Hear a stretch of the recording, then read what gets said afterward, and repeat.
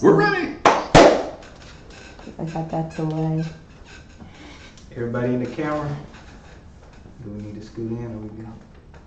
Hello and welcome to the Sports Talk, the weekly episode on live from the United States Sports Academy here in Daphne, Alabama. With me today, to my right and your left, is the Director of Doctoral Studies, Dr. Cromartie. And to my left, your right, is the Director of Sport Management, Dr. Spradley.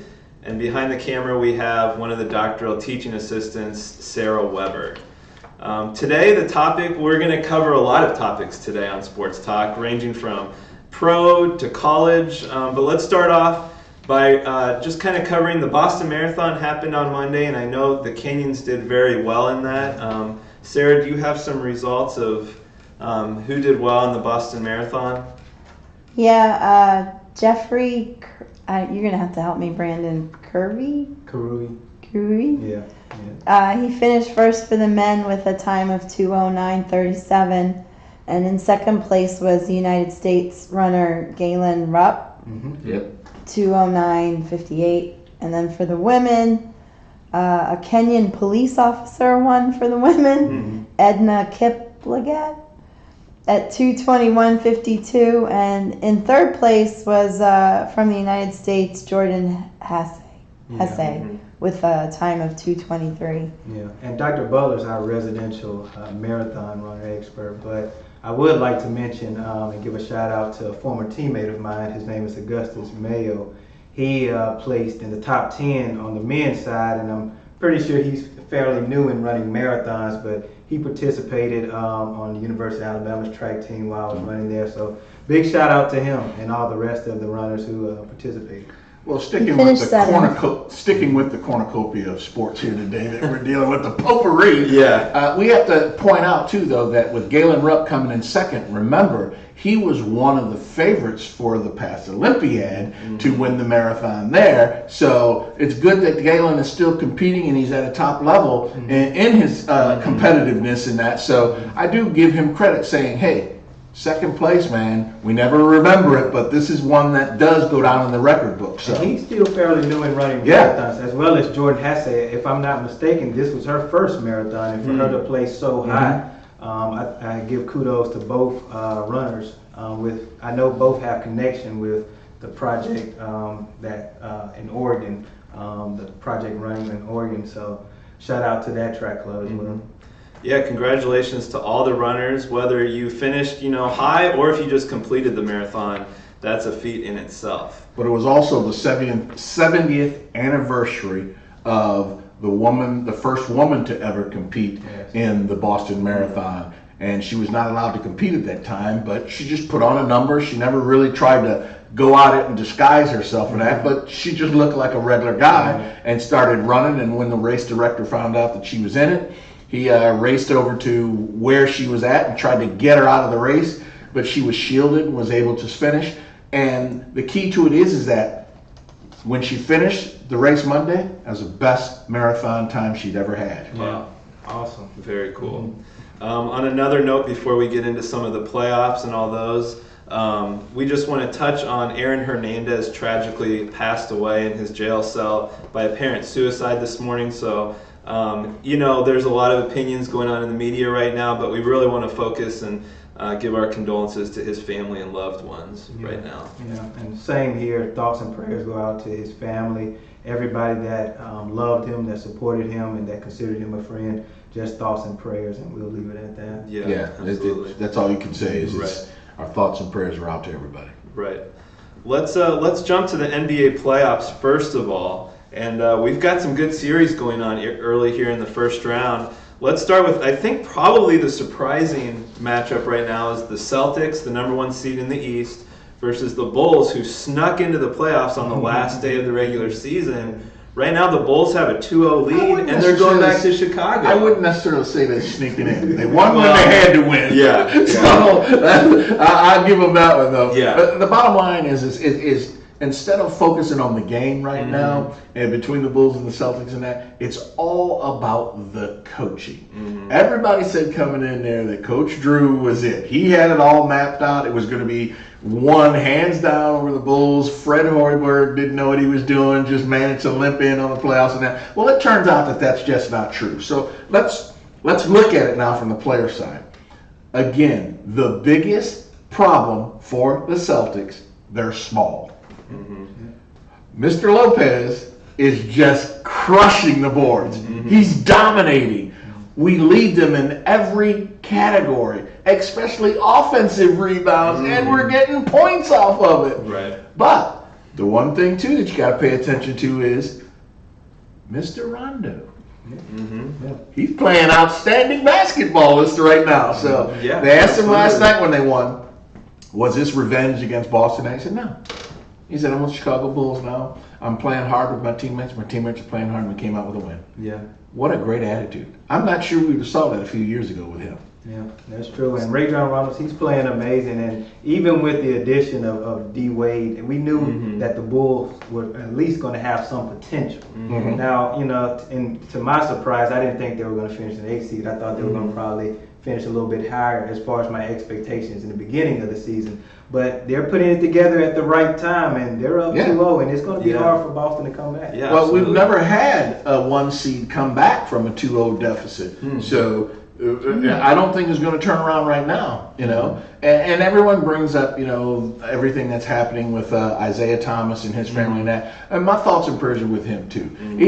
The young man is playing, and he's still playing at a very, very high competitive level. He did not leave his basketball anywhere. He's out there competing. The fact of the matter is that you can't win just with him. Your other teammates have to step up, and that's what they're not doing right now.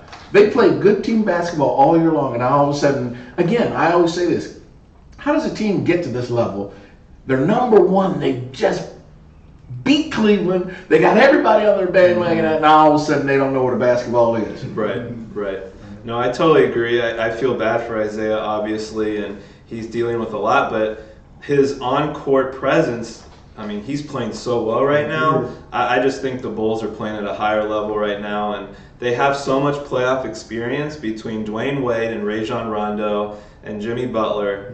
They're going to be tough to beat. I don't care if it's the Celtics or moving on. They've got a nice core of players that have that experience. But we also have their bench finally coming alive. We've got role players that get out there and get after it, and they're frustrating the Celtics. Yeah. And I think you're right. I think that if the Bulls prevail, and being from Chicago, I'm still a Bulls fan, and I hope that they do. I think they can still give other teams a lot of trouble. Absolutely.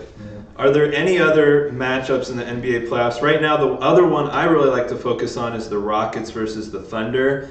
Seeing the James Harden, Russell Westbrook, I know they're not guarding each other, but kind of that dichotomy, you know, who's better or which team has the better options for three-pointers or defensively. So I like focusing on that. Are there any other matchups that you guys are looking at that you find interesting or intriguing? I like that one, Houston Rockets versus the Thunder, and you know, just having both of those guys on the court at the same time, it's going to be electrifying. Really, game one kind of got out of hand for the Thunder, and that is a part to James Harden being, you know, being moved to point guard and be able to facilitate and get his teammates going. But I think Russell Westbrook is going to come back with vengeance. Obviously, that's the type of player he is.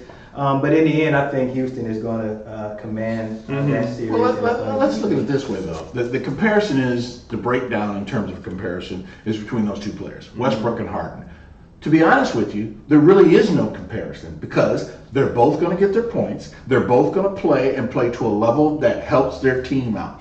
The one asset that is tangible day in and day out there is Russell Westbrook. Is a ball of fire. He's 150 miles an hour or more when he hits the court. Period. He plays all out. There's no stopping him. There's no nothing. But you can see that he's actually grown up because he understands what he has to do to help his team succeed, and he's doing it. He scores when he has to. He's playing defense. He's out there. He's doing what he can for rebounds, and he's also dishing the ball off. So the argument is going to be, You know, they say, well, who's the MVP, who's this and that and everything like that. It's got nothing to do with it. It's the playoffs. Neither one of those guys could care who gets the MVP. They want to see their team move on. They Now, tonight. I'll tell you another one that you need to look at, but not look at because of the other team has a potential to win or lose in that. I'm a little bit leery about how the Memphis Grizzlies are being portrayed in you know, their quest to move forward in that. And it happened the other day when they got just trounced. The fact of the matter is that everyone thought they were going to lose. San Antonio's, you know, destined to beat them and beat the pants off them and everything. You better watch those games. Watch the games in that, because it does come back to the officiating. And I'm sorry, I'm a former official. I give the officials credit. They're human beings. They do make mistakes in that. But fellas, y'all got to get on the game. They're Y'all got to two step games. y'all got to step your game up and be on it all the time. And if you think you can't do the job, let the league know so they can get somebody else in there to do that. It's atrocious to have one player step to the free throw line 19 times. That's more than the Grizzlies had as a team. And that series is getting out of hand. And another series that I think is real interesting is the LA Clippers and Utah Jazz. Yes. It'll be interesting to see who wins that series, because to be honest, going into this NBA season, I really didn't know a lot of the players on the Jazz. Yeah. You never heard anything about them all year long. But they have some bona fide. Yeah, they do. They have some Joe stars. Johnson Yeah. who made the Joe game Johnson, shot. So that will be an interesting series, and it'll be interesting to see if the Clippers can finally get over that hump. Right. But with people like the teams like Golden State, I don't think it's Who's going to happen. going to this take year. Milwaukee to the promised land, or is it going to be Toronto? That's another. another. You know, They're you tied 1-1 too. yeah, you got the parity we wanted Yeah. in basketball. Now the bottom line is which superstar or superstars are going to be able to step up and perform game in and game out. We've got all those series continuing tonight, tomorrow, Friday, and this Yeah, weekend. yeah. I Yeah. mean, and you're Cleveland. Yeah.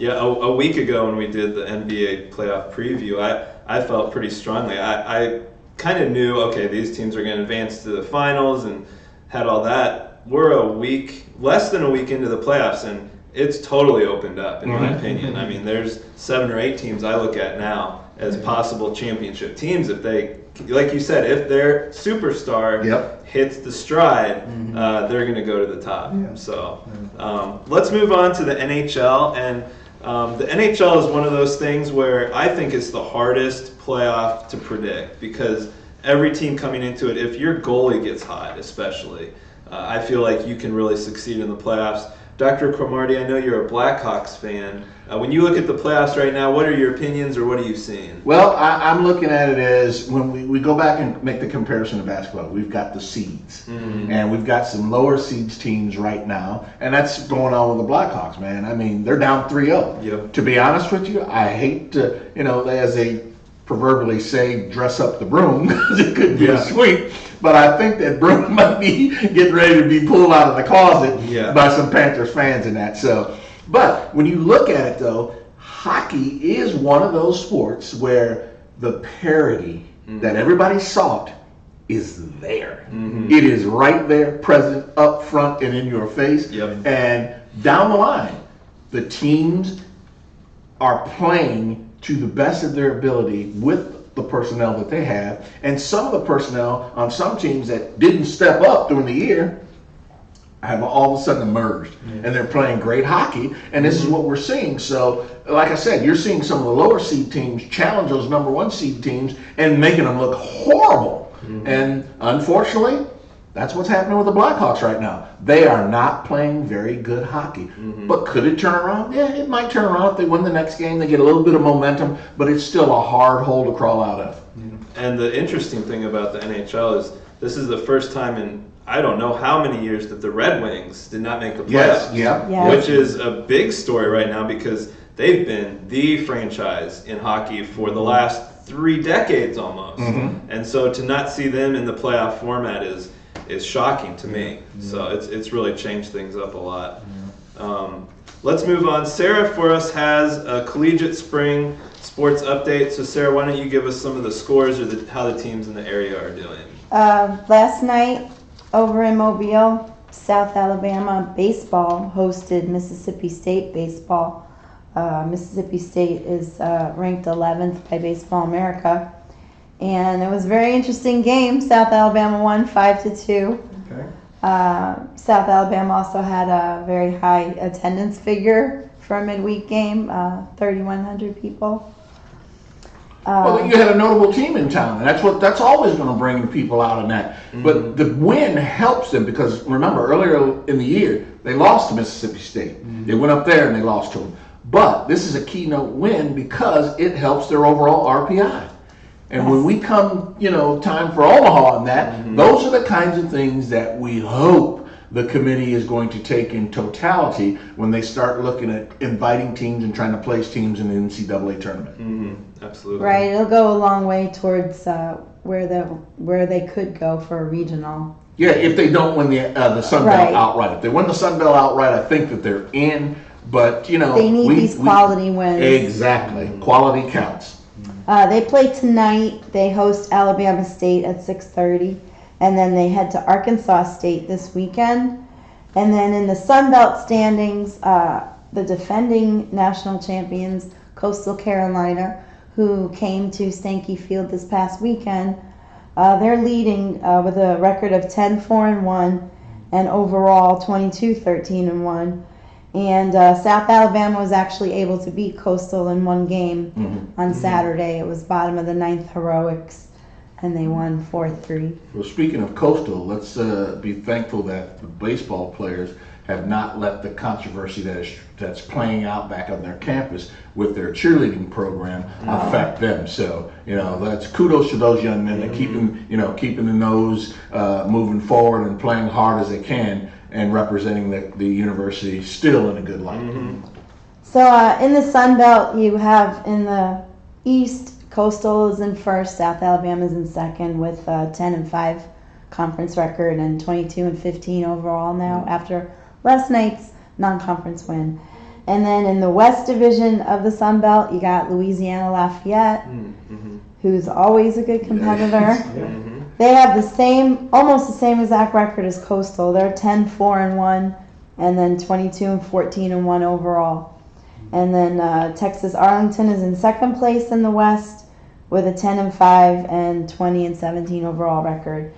And then Texas Arlington, that's stark contrast from last year because they weren't that good. Yeah, they've been doing well this year. And then heading over into the Southeastern Conference, Alabama, unfortunately, is sitting at the bottom of the conference. They did win last night, big time. They beat Alcorn State 18-7 in 7 innings. They're sitting at 15-22 overall and 2-13 in the SEC.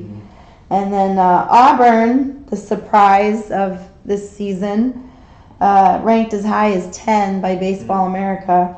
They're sitting at 28-11 and 10-5 in the SEC, and they beat Kennesaw State last night 15-7, and they host Arkansas this weekend, so that'll be a big test for them. And then Mississippi State hosts Alabama this weekend, and they're sitting at 11, and they're 25-14 and 10-5 in the SEC. And then if you just look real quick at the SEC standings, in the East it's Kentucky, another surprise. Sitting at 10-5, Florida at 8-7, and South Carolina at 8-7. And then in the West, Arkansas is leading with 11-4, Auburn 10-5, Mississippi State 10-5, LSU 9-6. So some of the teams that are usually in the top are kind of a little in the middle, and there's a lot of parity in the SEC this year. And then in Division II, our local team, I guess, is University of West Florida over in Pensacola, and they're struggling mightily. They've lost their last 6 games. They've fallen out of the rankings. Their record is now 23-19.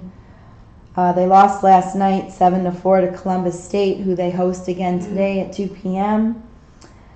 And they're 15-12 in the Gulf South Conference. So they're struggling. They might not make the playoffs because when the regional rankings come out, they're going to be way down, and you have to be in the top 7 or 8 of the South region in order to make the Division II NCAA tournament. So they're teetering on the edge there, and they're actually 1, 2, 3, 4, 5. They're 6th in the Gulf South Conference rankings standings, and Delta State is 1st. And Delta State is 22-5, 33-8 overall, and they're also number 3 in the national rankings. Okay. Delta State, and then last year's national champion Nova Southeastern fell out of the rankings. It's hard to be repeat Yeah. winners of that. So Absolutely. they lost a bunch of kids, and Yeah. we got to restock and keep going after it. But how about on the women's side? What are we looking at from the softball perspective? One thing, there was a Okay. triple play in college baseball last night Absolutely. by Kentucky. They were playing Louisville. They beat Louisville 11-7, but they had a 7-6, which That's right. in regular terms, the left fielder threw to the catcher, who threw to the shortstop. So it was a triple play in the top Very of the cool. second. And that same combination has only happened one time in the major leagues How about throughout the that? major league history. Yeah. A 7-6 triple play. And then this guy, Drew Galassi, who plays for Western Illinois. Western Illinois beat SIU Edwardsville 21-4 last night. This kid hit 2 grand slams, a double, 5 total hits, and knocked in 10 runs. And then in He had softball, a career in one night. Yeah, I know, really. That's a good season for in softball, real quick, West Florida in D2 is leading the Gulf South Conference with a 19-8 record, 35-11 overall. They go to Shorter this weekend, and Division II is wrapping up the last 2 weeks of play before they head into playoffs. D1, South Alabama is sitting with an overall record of 25-17, but they're 7-12 in Sun Belt, so they're having a little difficulties in conference play. And then in the SEC conference, Florida, Texas A&M, Tennessee, then Auburn, then Alabama. Auburn hosts Kennesaw State tonight, and they have South Carolina this weekend, and Alabama plays Southern Miss tonight in Tuscaloosa, and then they host, this is an intriguing matchup, number 9 Washington this weekend in Tuscaloosa. Very So that'll be really good for them. And they're ranked 12th in the country right now. Alabama, Auburn 7, Okay. and Florida's number 1. That's in softball. And Shaquille O'Neal's son chose to play basketball at Arizona. Arizona, Not yeah. UCLA, not LSU. Congratulations to him. Yeah, making a name for himself, so that's always good to see. Brandon, do you have a quick update on the track and field in the South and in Alabama as well? Yeah, I'll just give a quick update first from the national perspective. The outdoor season is on the way, and right now in the men's ranking, the University of Florida is ranked number 1, and on the women's side, the University of Oregon. The interesting thing is there are 6 SEC schools that are ranked in the top 10 in the men and women's side. Wow. So they're doing good. And the University of Alabama is ranked number 4 on the men's side and top 20 in the women. Is Arkansas in the mix? Yes, Arkansas is in the mix. So- Solid track program. Yeah. And shout out to the University of South Alabama and their track program. They're doing very well. Very cool, very cool. Yeah, it seems like it's either SEC or Oregon. Maybe there's other schools out there, but it always seems like those are the schools I hear when it comes to track and field. So, this day in sports history, Sarah, do you have some events that occurred in the past? In 1897, on this day, it was the first Boston Marathon, won by John L. McDermott in 2 hours, 55 minutes, 10 seconds, becomes the world's oldest annual marathon. Awesome. Very cool, very cool. And anything else, or is that the only one for today? Okay.